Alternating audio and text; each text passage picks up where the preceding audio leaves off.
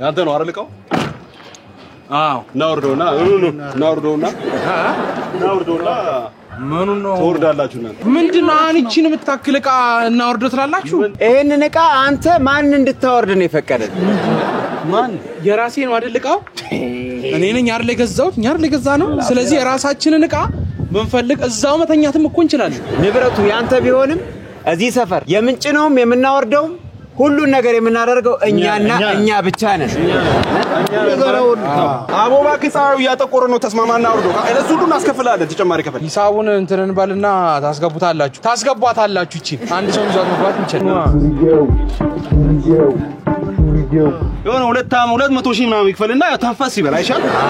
እኔ ቺኳ ግን ጸደ ያራደየ ልጅ ናት።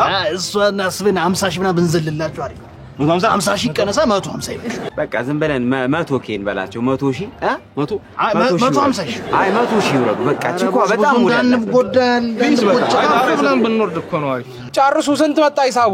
ቶመታ ቀቢናለሽ 100 ሺህ ታቀቢናለሽ። በቃ ሁሉን እንፈጽመዋለን። አንድ ጨረት ሳይኖር እንዳለቃሽ ይገባ